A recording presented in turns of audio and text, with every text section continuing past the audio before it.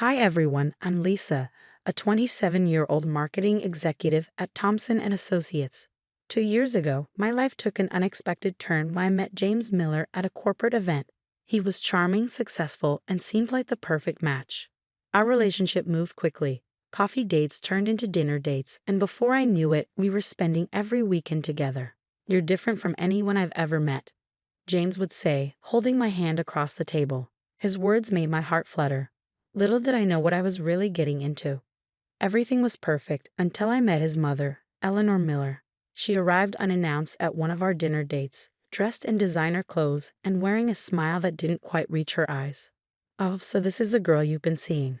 "I pictured someone different," she said, her words dripping with barely concealed judgment. My best friend Teresa noticed it right away. "Girl, did you see how she looked at you when you mentioned your promotion? Like you just said you worked at a fast food joint," she said later. "Maybe she's just protective," I defend, though Teresa always shook her head. "No, honey, that woman is marking her territory." James's sister, Sarah, was a different story. She pulled me aside at family gatherings, squeezing my arm reassuringly. "Don't let mom get to you. She does this to everyone." But the red flags were hard to ignore. Eleanor would forget to set a place for me at family dinners or conveniently exclude me from family photos. When I brought it up to James, he'd shrug. "Baby, that's just how mom is. She'll warm up to you eventually." Things escalated when James proposed. Eleanor immediately took over the engagement party planning. "No, no, dear," she said, brushing off my suggestions. "You couldn't possibly understand our family traditions. I'll handle everything." "But I thought we could plan it together," I ventured. "Oh, sweetie, you're so busy with your little job." "Let me take care of it," she replied with that condescending smile. James, standing awkwardly nearby, avoided eye contact. "Mom knows best," he muttered. Even Sarah tried to warn me. She did this with James' ex too, started small, then got worse. Teresa, as usual, didn't hold back. "Are you seriously letting her run your engagement party?" "Girl, this is just the beginning." I watched helplessly as Eleanor took over every detail: the venue, the guest list, the menu. She even tried to choose my dress. "The blue one makes you look more appropriate," she said, her tone saccharine but her eyes cold. Now, with the engagement party a week away, I'm watching Eleanor transform what should be our celebration into her show. James insists I'm overreacting, but Teresa and Sarah see it too. Something tells me this party is going to be unforgettable, just not in the way I'd hoped. "Just remember, Teresa told me yesterday you're marrying James, not his mother." But lately, I wonder if that's really true, because it feels like I'm signing up for both, and Eleanor Miller is making it very clear who's in charge. The engagement party was a spectacle straight out of Eleanor's playbook. Crystal chandeliers, extravagant floral arrangements, and her high society friends filling every corner of her mansion. I felt out of place the moment I walked in, especially when I saw she'd rearranged the seating chart to put me at a corner table, far from James. "Darling, you understand, don't you? The Andersons simply must sit with James. They're such important business connections." Throughout the night, Eleanor made sure everyone knew who was in control. She interrupted my conversations with guests, redirecting them to James' achievements. "Isn't he just perfect? And to think he's building his empire all by himself," she'd say, emphasizing by himself while glancing at me dismissively. The breaking point came during her speech. I was standing near the dessert table when she approached, coffee cup in hand. Mid-sentence, she began to talk about welcoming new family members who understand our standards. The silence was deafening when Eleanor suddenly tripped, spilling hot coffee all over my cream-colored dress. The liquid seeped into the fabric, leaving a dark stain as I stood there, mortified. "Oh my, look what you made me do," Eleanor gasped theatrically, clutching her chest as though she were the victim. "Quick, clean this up before it stains my imported carpet." I froze, the coffee dripping down my dress. "On your knees, dear," she instructed, her voice loud enough to carry across the room. "That's the only way to properly clean it." "James, darling, get her some towels," Eleanor demanded. James stepped forward hesitantly, his face pale. "Mom, maybe we should." "James, my carpet. Do you know how much it costs? Lisa needs to clean up her mess." I turned to James, silently pleading for him to intervene, but he simply handed me the towels, avoiding my eyes. It's easier if we just do what she says, he whispered. From across the room, I caught Sarah subtly recording the scene on her phone. Then Teresa pushed through the crowd, grabbing my arm. We're leaving. Now. But the party. It's over. For you, Teresa said firmly, steering me out the door. As we drove away, my phone buzzed. Sarah had sent me screenshots of texts between James and Eleanor from the past month. She's not right for you, darling. Did you see how she embarrassed us at the country club? Mom, Lisa's trying her best. Best isn't good enough for a Miller. Remember Caroline? She knew how to behave in our circles. The messages painted a chilling picture. Eleanor had sabotaged the venue booking by pretending to be my wedding planner. She told the caterer we wanted to go in a different direction. She had even contacted my boss under the guise of concern about my work hours. Another text from Sarah came in. I found something else. Mom's been meeting with Caroline. She's trying to get her back with James. Teresa tightened her grip on the steering wheel. You need to see this for what it is. She humiliated you in front of everyone, and James let it happen. As if on cue, my phone lit up again. James's message read, Mom's upset you left early. She says you're being dramatic about a little accident. Maybe you should apologize. That's when I knew. This wasn't just about coffee on a dress. This was Eleanor showing me exactly who she was, and James showing me exactly who he wasn't.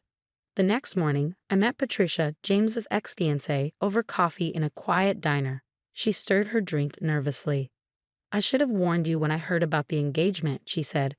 Eleanor didn't just break us up, she systematically destroyed my life. Patricia shared stories eerily similar to mine.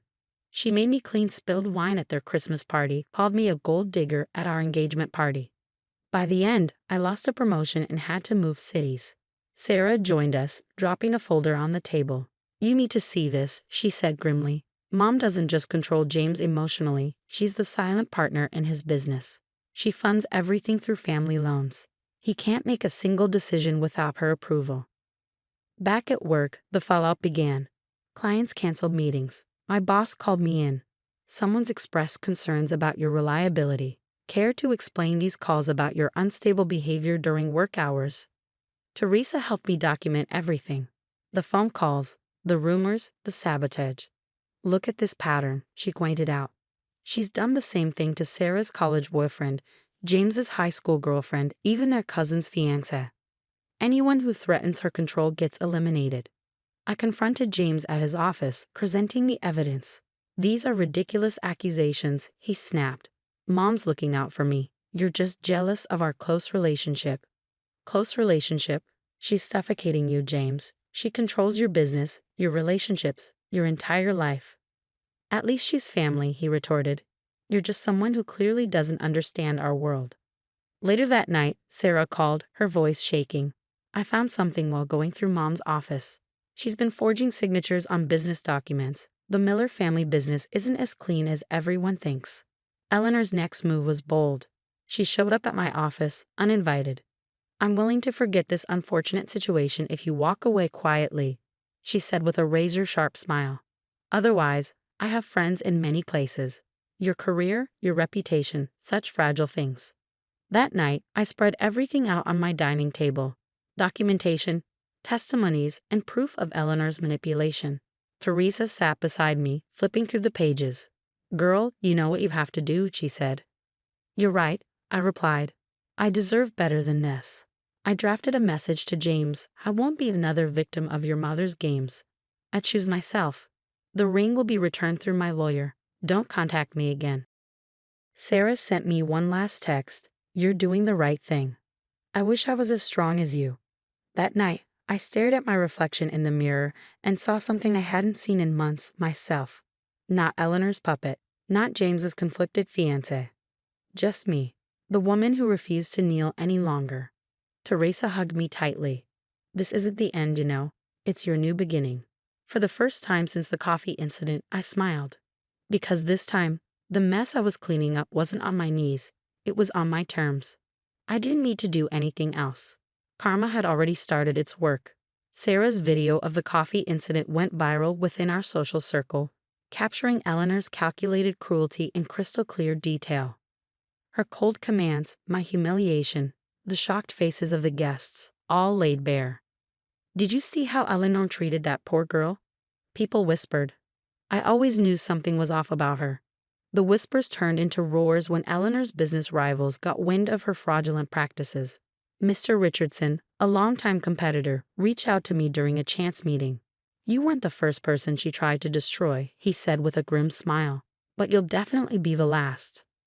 James's business partners started pulling out, one after another.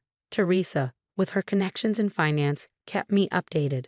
They're discovering years of Eleanor's interference in deals, she reported. Your mother's signature is on documents she had no authority to sign, one partner said. This isn't just unethical, it's illegal. Then came my own sweet victory. Remember my little job Eleanor loved to dismiss. Well, guess who just got headhunted by Miller Enterprises' biggest competitor? We've been watching your work, my new CEO told me during the interview, and we value people who stand up for themselves. One afternoon, Sarah called me, laughing through tears. Mom just got uninvited from the charity board she's chaired for 15 years. They said her recent behavior doesn't align with their values. From a safe distance, I watched Eleanor's carefully constructed world crumble. The country club suddenly had no tables available when she called. Her bridge group disbanded. Even her gardening circle found a new leader. James, of course, tried to reach out. He showed up at my new office one afternoon, looking disheveled and remorseful. I was wrong, he said, his voice shaking. I see it all now, what she did to you, to us. Please, can we try again? I looked him in the eye, calm and resolute. The coffee stains came out of my dress, I told him. But the memory of you standing there, doing nothing, that's permanent. Sarah finally moved out of the family mansion. We meet for coffee every week now. Real coffee, with no hidden agendas or power plays. You gave me the courage to break free, she told me last week. I'm starting my own business, away from family money. Yesterday, I saw Eleanor at a restaurant. She was sitting alone, her designer outfit still impeccable, but her table conspicuously empty. Our eyes met briefly. I smiled, not out of cruelty, but because I felt nothing. No anger. No fear. No need for revenge. Sometimes, the best revenge isn't about getting even. It's about getting better. Eleanor wanted me on my knees, but I rose higher than she ever imagined. And the view from up here, absolutely perfect.